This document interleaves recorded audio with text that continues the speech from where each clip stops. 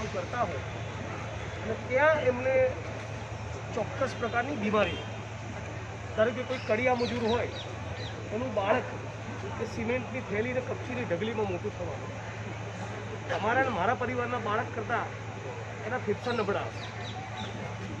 આ જ પ્રમાણે અનેક પ્રકારની બીમારીઓ થતી હોય એટલે એક મજૂરને મજૂરી દરમિયાન એક ચોક્કસ પ્રકારનું કામ કરવાના લીધે જે બીમારીઓ થાય અને ફેક્ટરીઓમાં જે સુવિધાઓના સાધનોના અભાવમાં અકસ્માત થાય અને લોકો મોતનો શિકાર બને છે. આ વિષય ઉપર કામ કરનારા બહુ જ ગળ્યા ગાંઠા લોકો હશે અને એમાંનું એક બહુ જ મહત્ત્વનું કામ આપણા સૌના સાથી જગદીશ પટેલે કર્યું છે.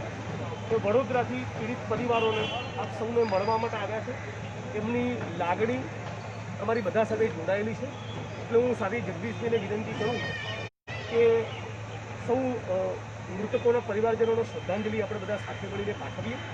પણ સાથોસાથ આ ઘટના અને એના સિવાય તમારો એકંદરે જે અનુભવ રહ્યો છે અને શ્રમજીવી વર્ગની સમાજ, આપણા જન આંદોલન અને સરકાર બધા દ્વારા જે પ્રકારની ઉપેક્ષા થઈ છે અને એના કારણે આપણે આજે જ્યાં આવીને ઊભા છીએ તો એ શું પરિસ્થિતિ છે અને આગળનો રસ્તો શું હોઈ શકે એના વિશે જગદીશભાઈને વિનંતી કરું કે આપણને બે શબ્દ. જગદીશભાઈ પટેલ. મિત્રો નમસ્કાર.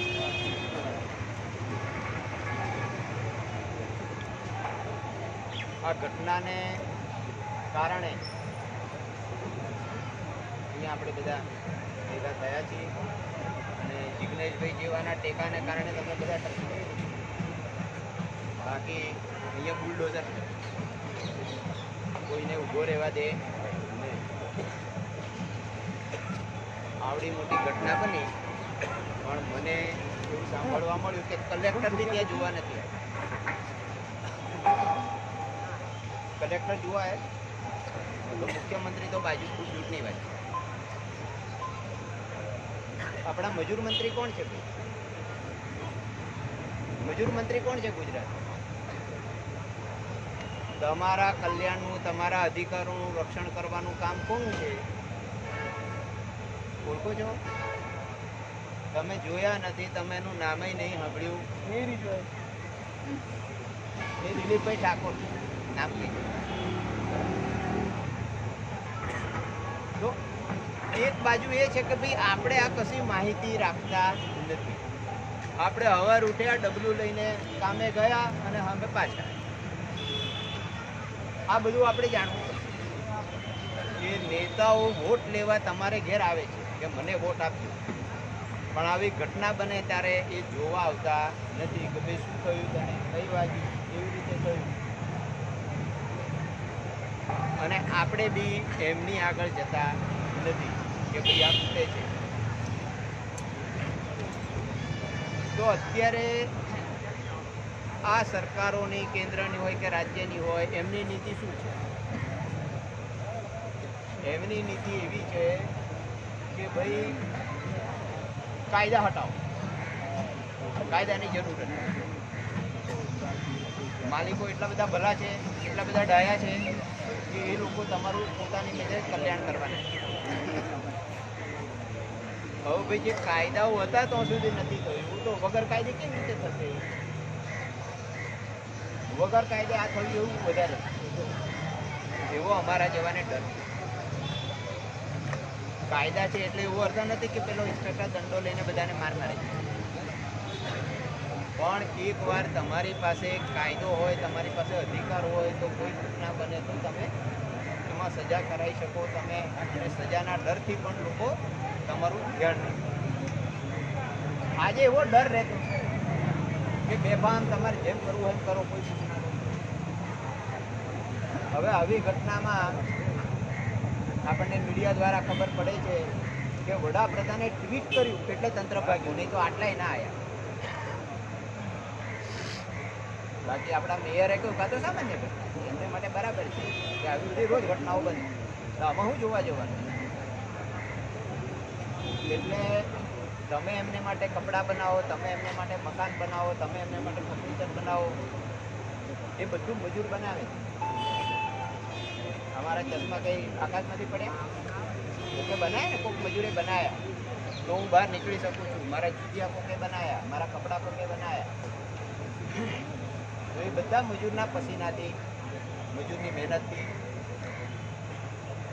તો સવારથી જે માણસ જાય છે કામે, તે શેના માટે કામે જાય છે? કે ચલો આજે મરવા જવું એમ કરીને જાય છે? તો પોતાનું પેટ ભરવા જાય છે ભાઈ, પોતાના કુટુંબનું પાલન પોષણ કરવા એને કામ કરવાની જરૂર છે, મજૂરી કરવાની જરૂર છે. તો એ જાય છે. અને ત્યાં તેના આરોગ્ય અને સલામતીનું જે રક્ષણ થવું જોઈએ થતું નથી. પીવાના પાણી સુદ્ધા મળતા નથી.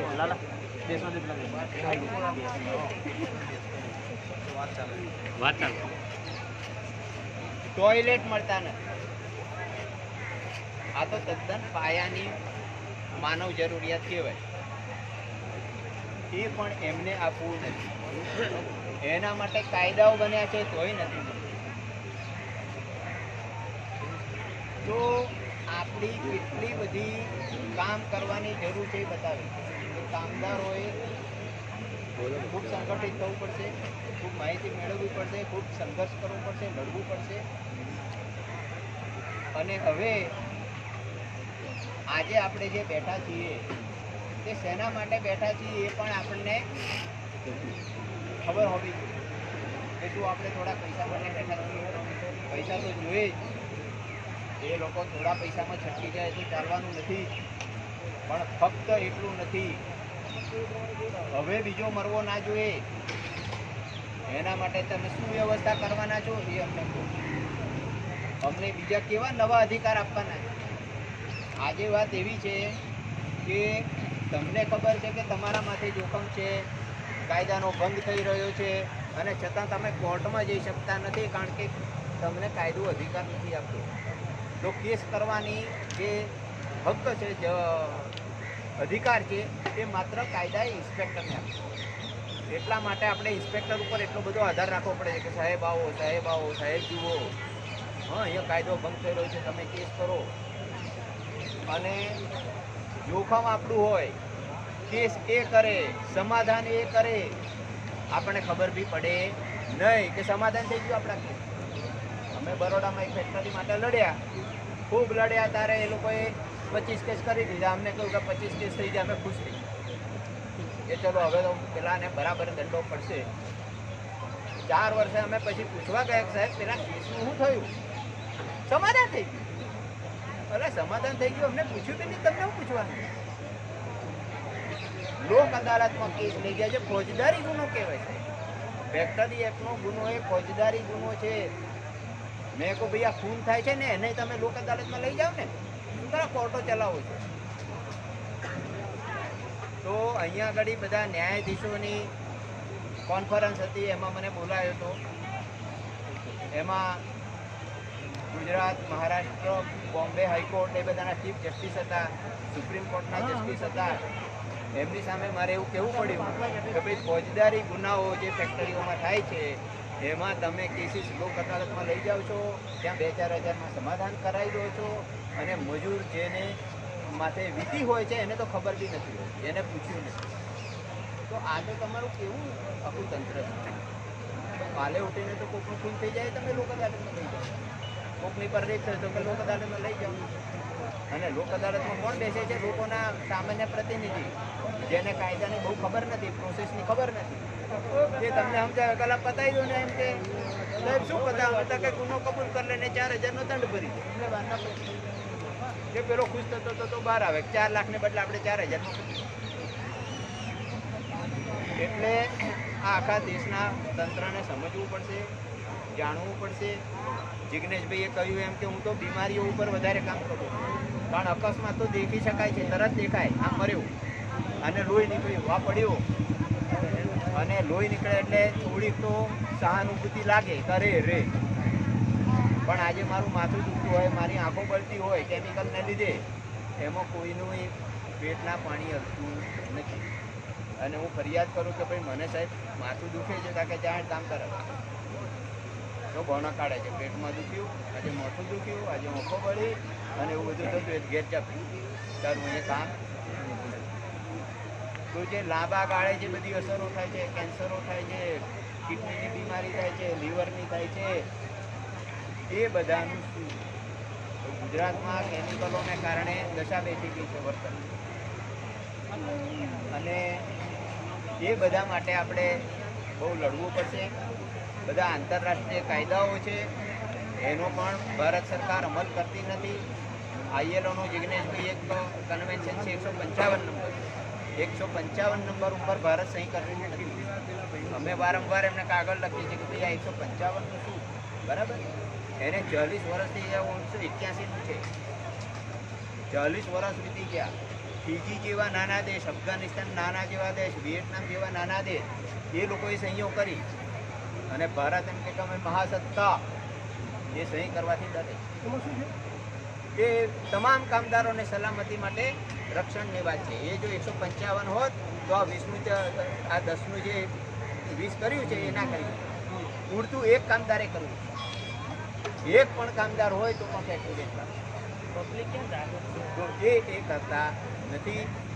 એના માટે આપણે દબાણો કરવા પડે, એના માટે માગણીઓ કરવી પડે, આપણા સંસદ સભ્યોને લખવું પડે કે ભાઈ આ ક્યાં સુધી તમે આ મજૂરોને નથી આપવાના. હજી કેટલી શહીદી બોરવાની છે, હજી કેટલાને મારવાના છે.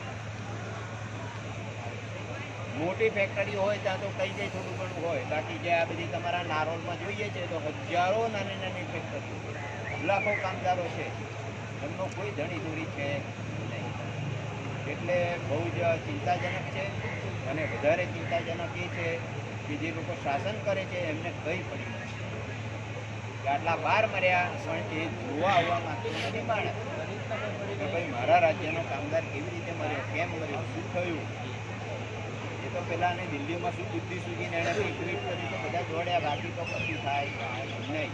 એટલે ભાઈએ કહ્યું એમ કે આપણે કોને વોટ આપીએ છીએ, શા માટે આપીએ છીએ, કોને સત્તા પર બેસાડીએ છીએ, અને બેઠા પછી એ શું કરે છે આપણા માટે, એ બધું વિચારવાની જરૂર છે. અને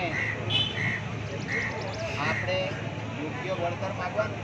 દાખલા તરીકે મે મહિનાની અંદર વિશાખાપટ્ટનમમાં LG ગેસ કંપની છે, એમાંથી ગેસ લીક થયો રાત્રે, સ્ટાયરીન ગેસ લીક થયો રાત્રે, અને એમાં ખૂબ બધા લોકો મરી ગયા, 12 જણા મરી ગયા. ત્યાંના મુખ્યમંત્રીએ 1 કરોડ, તો ક્યાં 4 લાખ અને ક્યાં 1 લાખ, બરાબર. તો દિલ્હીમાં પણ આવી રીતે મોટી રકમો આપવામાં. તો આપણા દેશમાં કેમ એક કાયદો બધા કામદારોને લાગુ નથી?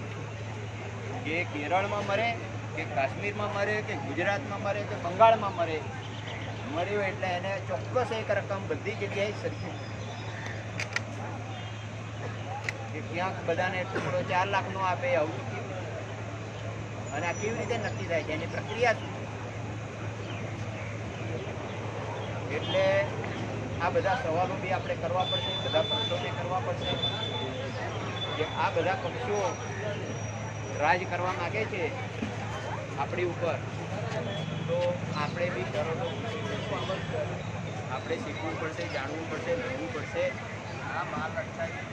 બહુ જ મોટી સમસ્યા છે આ આખા દેશની છે. એવું નથી કે આપણે અહીંયા છે, પણ જ્યાં જ્યાં લોકો લડત આપે છે ત્યાં સફળતા મળે છે, અને સફળતા મળ્યા પછી કંઈક સુધારા વધારા થાય છે. એટલે આપણે સતત લડવું પડશે કે આ એક ઘટના બની એટલે એમ કે બધા હુઈ જાય છે, પછી પાછું કંઈક બને એની વાટ જોવાની, ત્યારે પછી પાછું ભેગું થવાનું, એવું નહીં.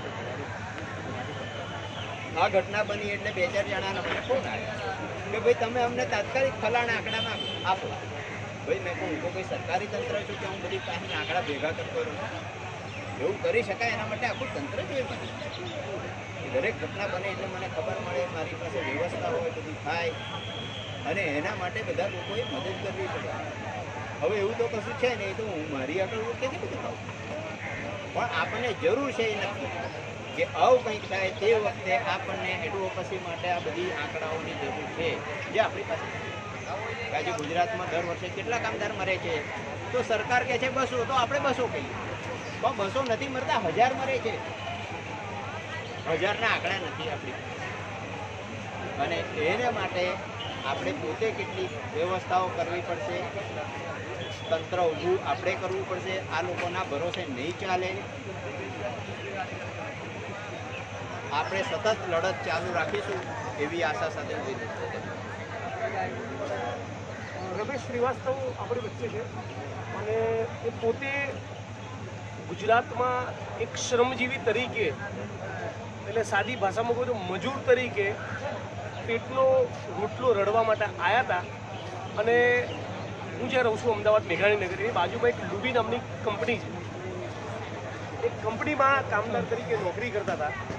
ત્યાંના મજૂર સાથીઓનું એમણે સંગઠન બનાવ્યું, યુનિયનની પ્રવૃત્તિ શરૂ કરી, મજૂર અધિકાર માટે લડતા થયા. અને એમ કરતાં કરતાં એક ગુજરાતના બહુ જ મહત્ત્વના મજૂર આંદોલનના સાથી તરીકે ઉભર્યા છે. તમને કદાચ ઘણા બધા મિત્રોને ખબર હોય, લગી રહું મુન્નાભાઈ નામનું એક ફિલ્મ આવ્યું હતું. એમાં એક ટેબલ ઉપર મૂકે છે બંદૂક અને બીજી બાજુ મૂકે છે વોલેટ, જેમાં પૈસા હોય. આવું દ્રશ્ય એમની સાથે ભજવાયું કે તમે તમારા મજૂર સાથીઓના મુદ્દે કાં પૈસા લઈ લો કાં ગોળી ખાઓ.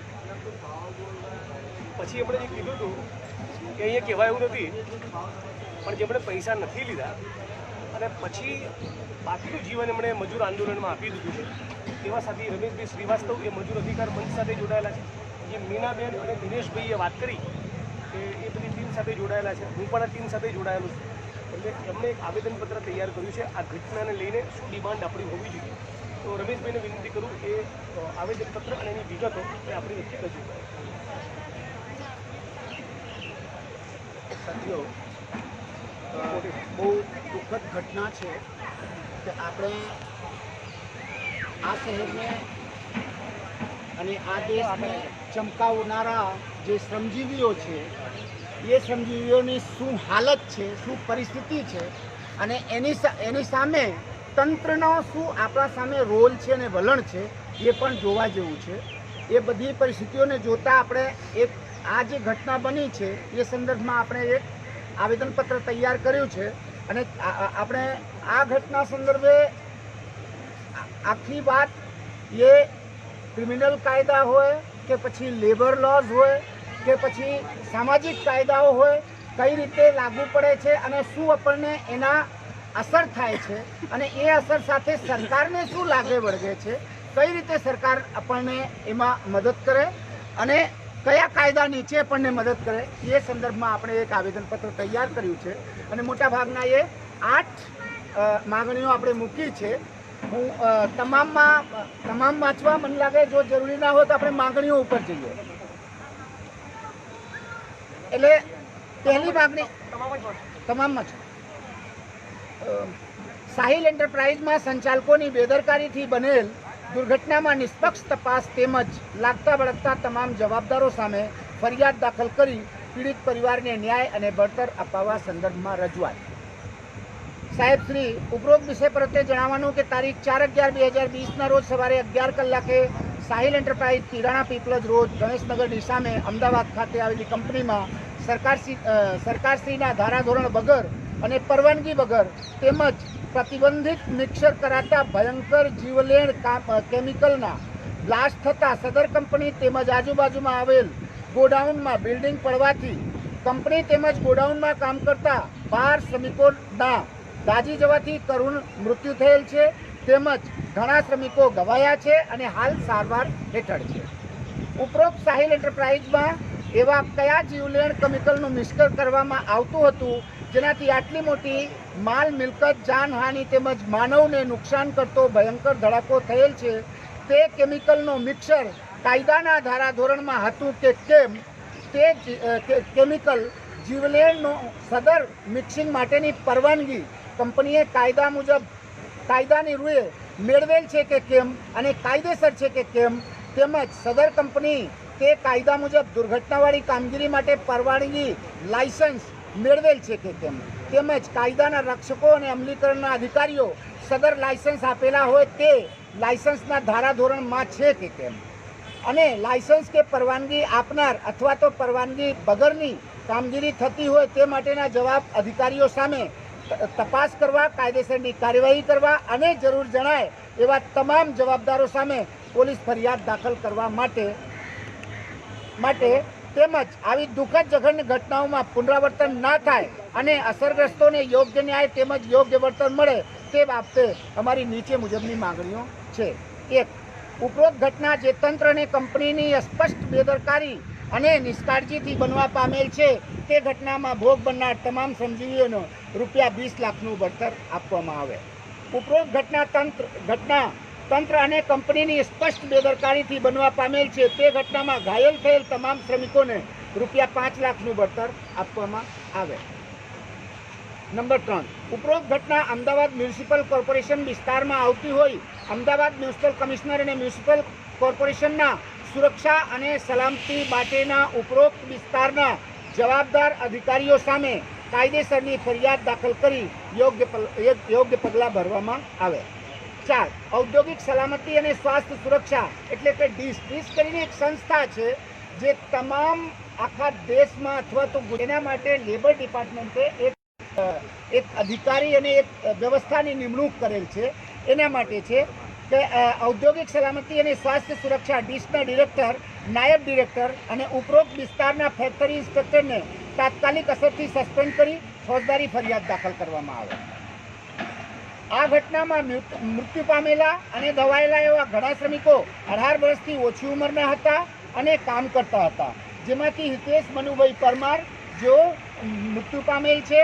તે સંદર્ભે કંપની અને તંત્રને જવાબદાર અધિકારીઓ સામે બાળ સુરક્ષા ધારા હેઠળ ફોજદારી ફરિયાદ દાખલ કરવામાં આવે અને જે એક્ટ હેઠળ નીચે ફરિયાદ દાખલ કરી કાર્યવાહી કરવામાં આવે. સદર ફેક્ટરી અને તેની આજુબાજુ આવેલ તમામ ફેક્ટરીઓમાં લઘુત્તમ વેતન ધારા મુજબનું વેતન ચૂકવાતું નથી. આ એક બહુ મહત્વનો મુદ્દા છે. એટલે કદાચ આપણી ઘટના સાથે સીધા સંલગ્ન નથી, પણ આખા વિસ્તારમાં કે આખા જિલ્લામાં કે આખા દેશમાં આપણે વાત કરીએ તો મિનિમમ વેજ ક્યાંય મળતું નથી. 8 કલાક વિધાનસભાની અંદર જે સફાઈ કામદારો વર્ગ 4ના પટાવાળા છે, લિફ્ટમેન છે, એમને પણ મળતું નથી. એટલે ક્યાંય મિનિમમ વેજ મળતું નથી અને કામદારો સાથે સંકળાયેલા પ્રશ્ન છે એટલે આપણે આમાં જોડ્યું છે. હાલ આ આવેદનમાં જે તે વિસ્તાર પૂરતું કહ્યું છે, પણ આપણે એવું માનીએ છીએ કે આખા ગુજરાતમાં કે આખા દેશમાં મિનિમમ વેજ મળતું નથી. એના માટેનો આ એક મહત્વનો મુદ્દો છે, એટલા માટે આને અહીંયા જોડ્યા છીએ.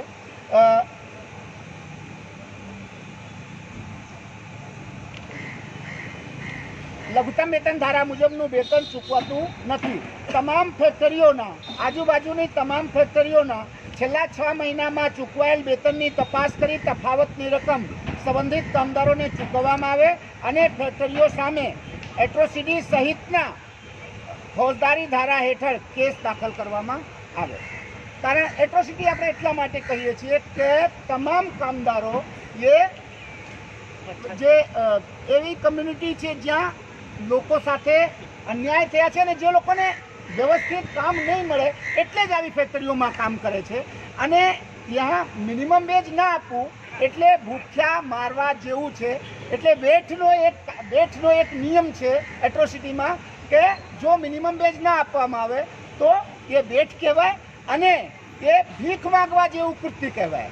કારણ કે મિનિમમ વેજ ન આપવું એવામાં આપણી સુપ્રીમ કોર્ટે કહ્યું છે કે જે ફેક્ટરીઓ મિનિમમ વેજ ન આપી શકતી હોય એને શટર બંધ કરી દો, એને ચલાવવાનો કોઈ અધિકાર નથી. કારણ કે મિનિમમ વેજથી ઓછામાં કોઈ કામદારને પરવડે તેમ નથી. એટલે આપણે જો મિનિમમ વેજ ચૂકવાતું ના હોય તો એ શોષણ છે અને અત્યાચાર છે એવું મજૂર અધિકાર મંચનો સ્પષ્ટ માનવું છે કે મિનિમમ વેજ ચૂકવાતું ના હોય તો એ શોષણ છે અને એ અત્યાચાર છે અને એ એટ્રોસિટીની ઘટના છે. એને સરકારે ધ્યાન રાખીને અને એના ઉપર કાર્યવાહી કરવી જોઈએ. 7મા છે આ ઘટનાની અસર મૃત્યુ પામેલ તેમજ જખમી થયેલ શ્રમિકોને કામદાર વળતર અધિનિયમ મુજબ મળવાપાત્ર વળતર માટે સરકારશ્રી દ્વારા તાત્કાલિક હુકમ કરવામાં આવે અને સદર હુકમ મુજબ વળતર ચૂકવાય તે માટેની યોગ્ય ઓથોરિટી સમક્ષ કેસ દાખલ કરવામાં આવે. હવે આ કોઈ પણ કામદાર કોઈ ફેક્ટરીમાં કામ કરતો હોય તો એને હાથ પગ કપાઈ જાય કે મૃત્યુ પામે તો એ કામદાર વળતર અધિનિયમ કરીને એક કાયદો છે અને એ કાયદા નીચે કોઈ પણ કામદારને શરીરના અંગો ગુમાવવા અંગે કે પછી મૃત્યુ થવામાં એમના વાલી વારસોને એમના વળતર મળે છે એ કાયદા હેઠળ કેસ દાખલ કરીને તાત્કાલિક વળતર મળે જે લોકોને વાગ્યું હોય એમને અથવા તો જે મૃત્યુ પામ્યા હોય એમને, એટલા માટે તાત્કાલિક એ કરવામાં આવે. 8મો છે એ બહુ મહત્ત્વનો છે કે આપણે એવું માનીએ છીએ કે પોલીસ ફરિયાદ જે દાખલ કરવામાં આવી છે એમાં બી ઘણા વાંચછોડ કરવામાં આવ્યા છે, કારણ કે જે 18 વર્ષથી ઓછાના કામદારો હતા એમના ઉંમર મેન્શન કરવામાં આવ્યા નથી. જો ઉંમર મેન્શન કરે તો આરોપીઓ અને સરકાર કઠેડામાં આવે, કારણ કે અહીંયા ચાઇલ્ડ લેબર અથવા તો જુવેનાઇલ જસ્ટિસ નીચે કેસ ચલાવવો પડે. એટલે આપણે એવું કહીએ છીએ કે સમગ્ર બનાવની તપાસ સ્પેશિયલ ઇન્વેસ્ટિગેશન ટીમને સોંપવામાં આવે અને સંપૂર્ણ તપાસ ગુજરાત પોલીસના બાહોશ, કર્તવ્યનિષ્ઠ, પ્રમાણિક અને બધું ચાર્જશીટ કરાવી આરોપીઓને સજા અપાવી શક્યા હોય તેવા હિમાંશુ શુક્લા IPSના અધ્યક્ષ સ્થાને, સૌરભસિંહ, નિર્લિપ્ત રાય, ઉષા રાણા, દીપેન ભદ્રન, લવિના સિન્હા પૈકીના કોઈ પણ 3 અધિકારીઓની ટીમ બનાવી અને તાત્કાલિક ધોરણે તપાસ સોંપવામાં આવે. આમ મજૂર અધિકાર મંચના સૂચવેલા અધિકારીઓ છે.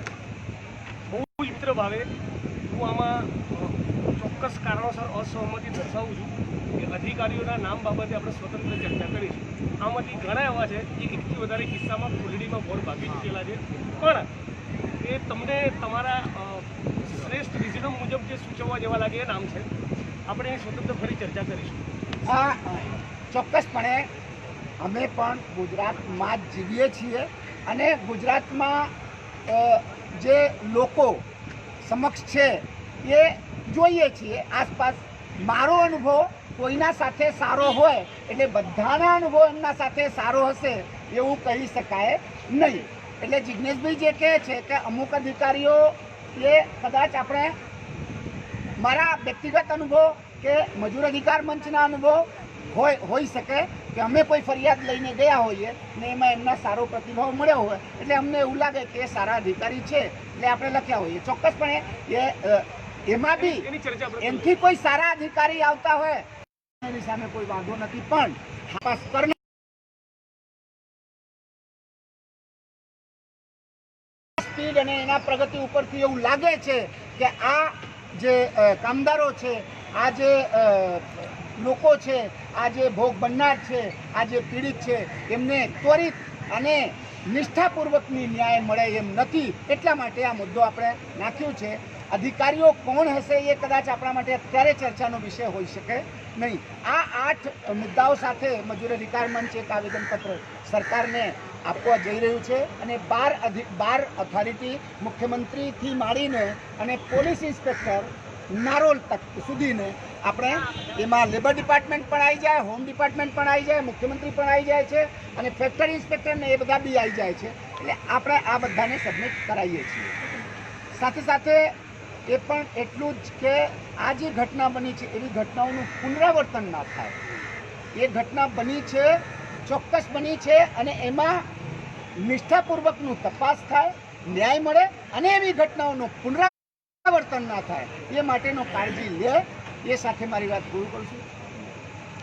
હવે જે આ રમેશભાઈએ કહ્યું અને આવેદનપત્રમાં વાંચ્યું એમાં એક બહુ મહત્વનો મુદ્દો કે ફેક્ટરી ઇન્સ્પેક્ટરે ફેક્ટરીમાં જઈને તપાસ કરવાની હોય કે આવી ઘટના ના બને એના માટે જે વસ્તુઓ સાધન સામગ્રી હોવી જોઈએ, અમુક પ્રકારના કેમિકલ ના વપરાવા જોઈએ, એવી કોઈ તપાસ ફેક્ટરી ઇન્સ્પેક્ટરો ગુજરાતમાં કરતા નથી. એ પણ આમાં ક્યાંક ને ક્યાંક ઇન્વોલ્વ છે. ફેક્ટરી ઇન્સ્પેક્ટર તરીકે નોકરી કરી ચૂકેલા આપણા સાથી મનુભાઈ પરમાર એ નિવૃત્ત કર્મચારી છે. આ મુદ્દે એ વધારે પ્રકાશ પાડશે. એટલે મનુભાઈને હું વિનંતી કરું કે તમારો વિચાર સૌ મજૂર સાથે સમજતો નથી. મનુભાઈ પરમાર એ ફેક્ટરી ઇન્સ્પેક્ટર તરીકે ફરજ બજાવી છે.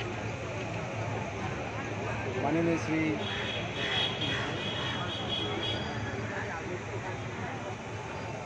સમાજના ભાઈઓ તથા બહેનો, આજે દુઃખદ ઘટના ઘટી છે તો સૌ પહેલાં તો તેમના આત્માને શાંતિ મળે એ માટે હું પ્રાર્થના કરું છું અને સમાજના જે કંઈ લોકોએ પોતાનો પુત્ર, પતિ કે ભાઈ ગુમાવ્યો હોય તે લોકોને સપોર્ટ મળે તેવી ઈશ્વરને પ્રાર્થના કરું. હવે મિત્રો, જે ફેક્ટરી ઇન્સ્પેક્ટર તરીકેનો જે આખો રોલ છે, એટલે આ ઘટનામાં મારું કામ શું છે કે વોચ ડોગ તરીકે કે નજર રાખવી, એમાં 1% બી ઘાલમેલ થાય નહીં, કે રાજેન્દ્ર પ્રિયદર્શી સાહેબ હતા, એ પોલીસ ઓફિસર હતા, એ ઊભા થઈ જાય એટલે સામે કશું થાય નહીં. એ રીતે હું આ તમને જાહેરમાં બાંહેધરી આપું છું કે આ કિસ્સામાં 1% બી ફેક્ટરી ઇન્સ્પેક્ટર ડિપાર્ટમેન્ટ તરફથી ઘાલમેલ થશે નહીં. એની હું બાંહેધરી કરીને હું વોચ ડોગ તરીકે કામ કરીશ અને છેલ્લે જ્યાં સુધી કોર્ટ મેટર ચાલશે, હ્યુમન રાઇટ ચાલશે અથવા જ્યુઅલ એન્ડ જસ્ટિસના જે બધી બધા કેસો ચાલશે એમાં હું ડાયરેક્ટ ઇન્વોલ્વ થઈશ અને ન્યાય મળશે. એમાં 1% બી નથી. અને જે અધિકારી ઇન્કવાયરી કરી રહ્યા છે એનું મારું નામ પડશે એટલે લગભગ આપણું કામ સફળ થઈ જશે, કારણ કે જે અમારો ડાયરેક્ટર છે એને બી ગુજારી વચૂક છે. એટલે આમાં બિલકુલ ઘાલમેલ નથી. હું તમને જાહેરમાં બાંહેધરી આપું છું અને હું વોચ ડોગ તરીકે છેલ્લે સુધી રહીશ અને મને આપ બધાનો સાથ સહકાર મળશે તેવી આશા કરું. સાથીઓ, જેમ મનુભાઈ એક નિવૃત્ત ફેક્ટરી ઇન્સ્પેક્ટર છે, એમની પહેલાં રમેશભાઈએ વાત કરી, કેડીના એક બહુ સન્નિષ્ઠ સાથી આપણા, એ જ પ્રમાણે દિનેશભાઈ, મીનાબેને વાત કરી, જગદીશભાઈએ વાત કરી. અમદાવાદ યુનિવર્સિટી એના પ્રોફેસર રઘુ આપણી વચ્ચે છે. રઘુભાઈ પણ આપણને સમર્થન આપવા પીડિત પરિવારોની પડખે ઊભા રહેવા પણ આવ્યા છે. तो रघुभाई हिंदी में बोलते हैं, तो रघुभाई से विनती है कि वो अपनी बात करें. ये भाइयों साथी रखो बेसो सांभळो भाई बता. मेरे भाइयों और बहनों, मैं एक प्रोफेसर हूँ, एक वैज्ञानिक हूँ, पर सबसे पहले मैं एक नागरिक हूँ. ये मेरी समाज है. हम सब, चाहे आप कुछ करें मैं कुछ और करूँ, अंत में हम तो एक ही हैं. हम सब नागरिक हैं, एक स्वराज्य देश में रहते हैं. हमारी क्या इच्छा है? हम चाहते हैं कि हमें नौकरी मिले, हमारे बच्चों को नौकरी मिले, बच्चे नौकरी पे जाए. कोई भी माँ नहीं चाहती है कि चिंता रहे कि वो मेरा बेटा घर वापस आने वाला है कि नहीं. ये भारत में, अपना भारत में ऐसी एक स्थिति होनी चाहिए कि जो भी माँ हो या बाप हो, अपने बच्चे की नौकरी के बारे में ज़्यादा चिंता नहीं करनी चाहिए और कि वो नौकरी पे जाए और वापस घर सही सलामत घर वापस पहुँचे, वो चिंता नहीं होनी चाहिए. पर हमारे सब भाइयों ने जो कुछ भी कहा है कि फैक्ट्री में जहाँ ईंट बनती है वहाँ सब जगह लोगों पर जो अन्याय हो रहा है, जो नियम का पालन नहीं हो रहा है, उसको हमें रोकना पड़ेगा. पर वो एक लड़ाई होगी, एक संघर्ष होगी. जो भी परिवार, जिनके लोग गुजर गए, उन सबको प्रणाम. उनका दर्द हम सब समझते हैं. पूरी तरह नहीं समझ पाएंगे, पर हम सब माँ हैं या बहन हैं या भाई हैं या बाप हैं, हम समझ सकते हैं कि अपना बेटा या बेटी या अपने घर का कोई निकल चला जाता है तो वो दर्द कितना है. आगे जाके क्या करना है?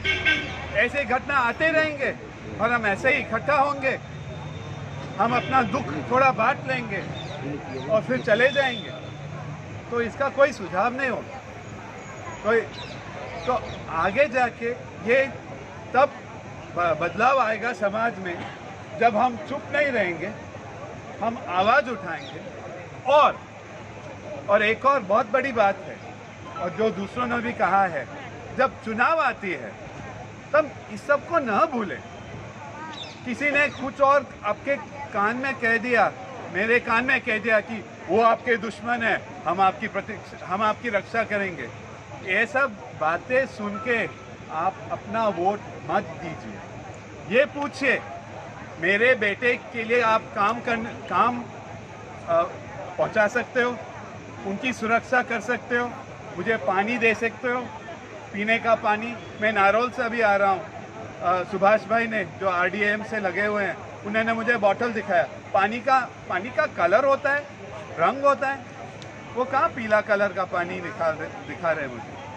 तो क्या आप हमारे ज़िंदगी के लिए आप कुछ करने के लिए तैयार हो कि नहीं? नहीं तो मुझे आपकी नफरत की बातें नहीं सुननी है कि वो उस समाज का है उसको वोट मत दो, वो उस समाज का है उसको वोट मत दो, मैं आपकी समाज का हूँ मुझे वोट दो। नहीं, आप मेरे लिए, मेरे परिवार के लिए कुछ करने वाले हो तभी मेरा वोट आपको मिलेगा, नहीं तो मैं कोई भी पार्टी को नहीं दूंगा, नोटा दूंगा। नन ऑफ दी अबव, कोई भी पार्टी से मुझे सहमत नहीं, तो हमें सोच समझ के वोट देना है। अंत में मैं यही कहूँगा, फरवरी में म्यूनसिपल कॉरपोरेशन का इलेक्शन आ रहा है। इस फरवरी में अहमदाबाद म्यूनसिपल कॉरपोरेशन का इलेक्शन आ रहा है। मैं आपसे नहीं कहूँगा कि किसको वोट देना है, मैं आपसे कहूँगा कि आप एक नागरिक हो, आपका दिमाग है, आप अपना दिमाग लगा के सोचिए किसको मुझे वोट देना है, और ऐसे ही आदमी या औरत को दीजिए जो आपके समाज के लिए, आपके परिवार के लिए, आपकी भलाई के लिए काम करेगा। दूसरा सब भूल जाइए। वोट देना हमारा फर्ज है, पर सही तरह से वोट देना वही सबसे बड़ा फर्ज है। जो परिवार जिनके लोग चले गए हैं उनको वापस प्रणाम, और आपको आप में धीरज होए कि इस कठिन समय में आप अपनी और अपनी परिवार का देखभाल करें। આપણી વચ્ચે સાથી દક્ષિણ બજરંગે છે. દક્ષિણભાઈને વિનંતી કરું. દક્ષિણભાઈ વાત. દક્ષિણભાઈ એ છારા સમુદાયમાંથી આવે છે.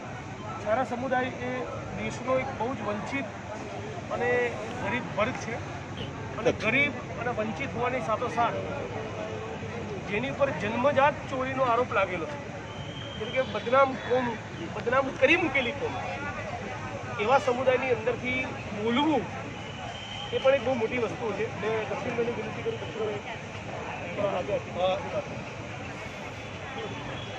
બધા સાંભળો શાંતિથી, અંદર વાતો ના કરશો.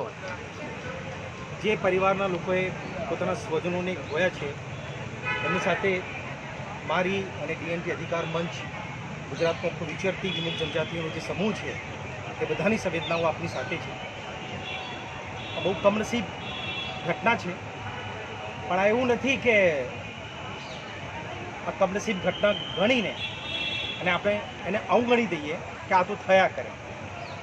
આ બધું એક ડિઝાઇન વસ્તુ છે, અને ડિઝાઇનની રીતે જ્યારે આખું સરકારી તંત્ર મજૂરોની દેખરેખ ના રાખે ત્યારે જ આ પ્રકારની ઘટનાઓ બને છે.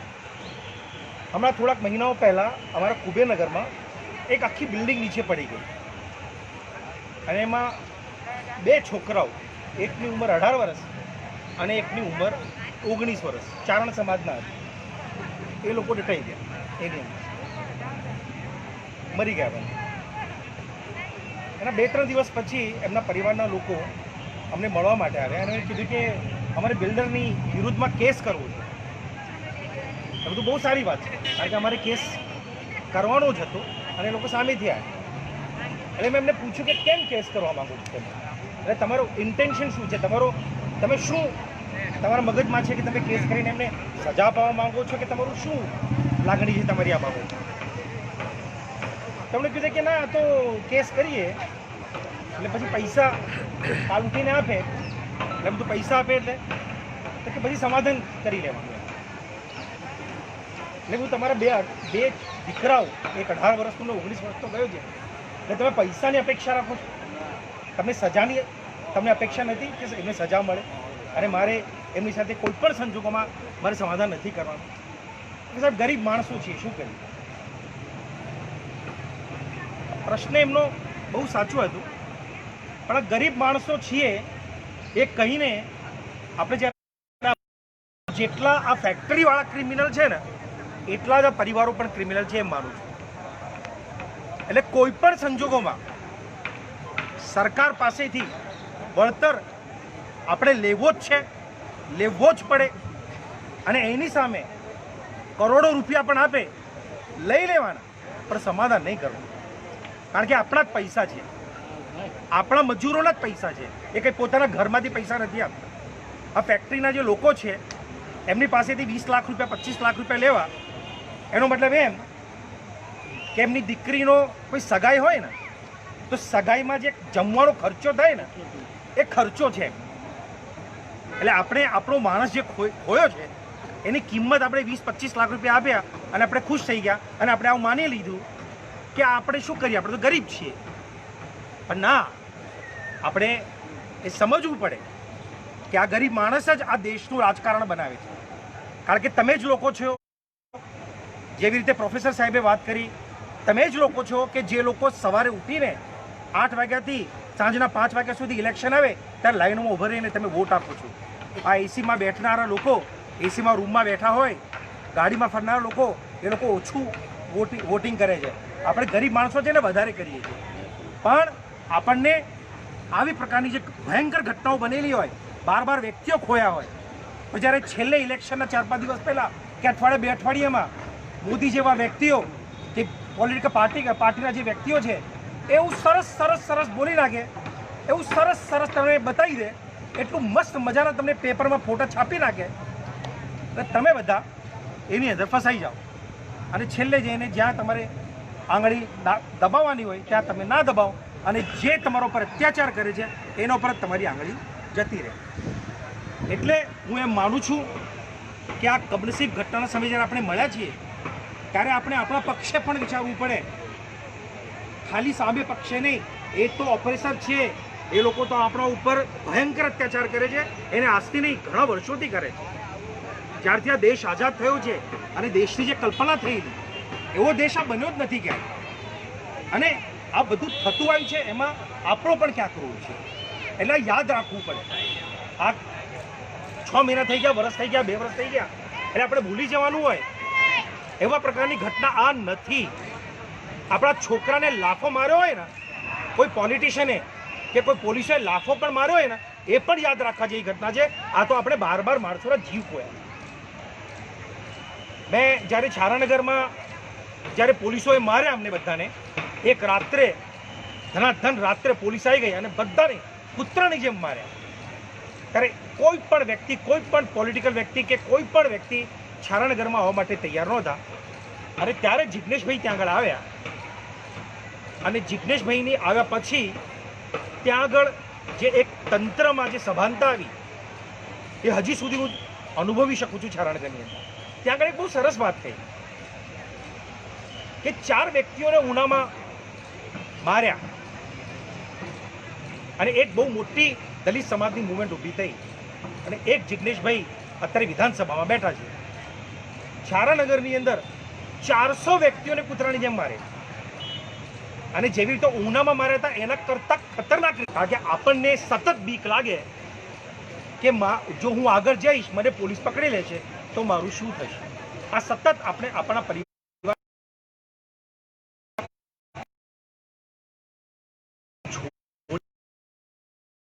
યાદ રાખવું પડે. મજૂરો માટે એક કવિએ બહુ સરસ લખેલું, એની એક સંભળાવું. કોણ એમ આપણે પોતાની જાતને કંઈક ઓછું નહીં સમજવાનું. આ દેશ બનાવવાવાળા અને એકચ્યુઅલી ચલાવવાવાળા પણ આપણે જ છીએ. આપણે ખાલી સત્તામાં નથી બેઠા. સત્તામાં જો બેઠા હોય તો આ પ્રકારની ઘટનાઓ ના થાય. પાશ નામનો કવિ હતો જેને પોલીસે આપણે બધા પહોંચ્યા ત્યારથી સાથે જે ભાગ્યશ્રીબેનને હું રિક્વેસ્ટ કરું તમે પણ બેસ.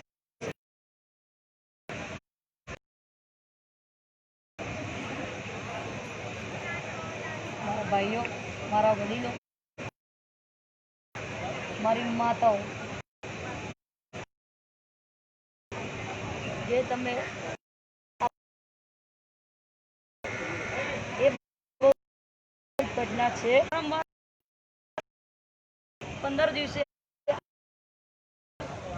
એમાં કોઈ ધ્યાન આપતું નથી. હું એટલે આપણે બધા કઈ થાય નહીં, આપણે બધા આના વિશે અને આપ સૌ અમને સાથ સહકાર આપજો, જિગ્નેશભાઈને સાથ સહકાર આપજો અને જે આપણા બીજા વડીલો આપીશું.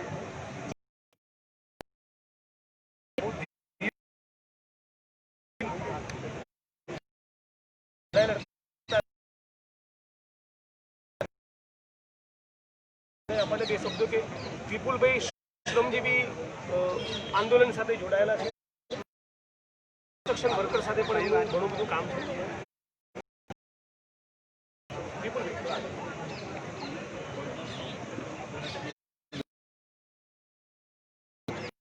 ની સલામતી અને સ્વાસ્થ્યનું એક આંદોલન ખડું કરવા માટે એક નિમિત્ત બને એટલું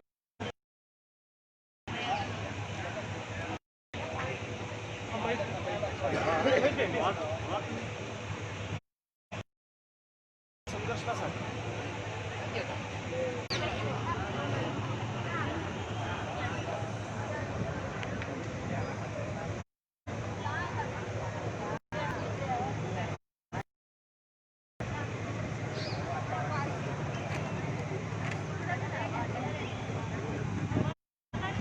વાતો બંધ કરો, બેન વાતો બંધ કરો. સાથીઓ,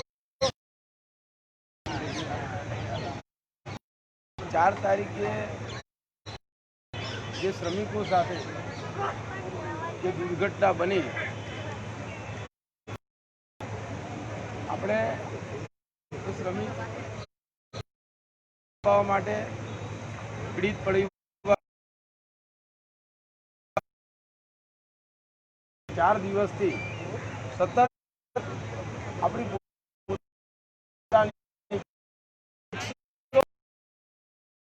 હોય ત્યાં બેઠા હોય પણ હોય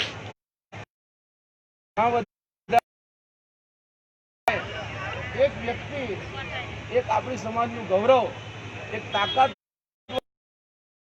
જો એમની સામે બોલી એની સામે લડવાની હિંમત દાખવતા હોય, ફલકની વાત જવા દો, પણ અત્યારે હાલ આ 192 જણા કરો એમને આપણી કહો કે કમિશનરને જઈને, મેયરને જઈને, કલેક્ટર જઈને એ ઝડપથી આપણને ન્યાય મળે એના માટેનું આપણે લોકોએ અહીંયા ગાડી જેટલી સહનશીલતાથી બેઠા છીએ, ઇલેક્શનની અંદર ઊભા રાખો અને એમને જીતીને લાવો. આપણી મેજોરિટી છે, આપણે બધા જ બહુમતીમાં છીએ. શરમ રાખ્યા આપણા છે એ પરિવારોના ન્યાય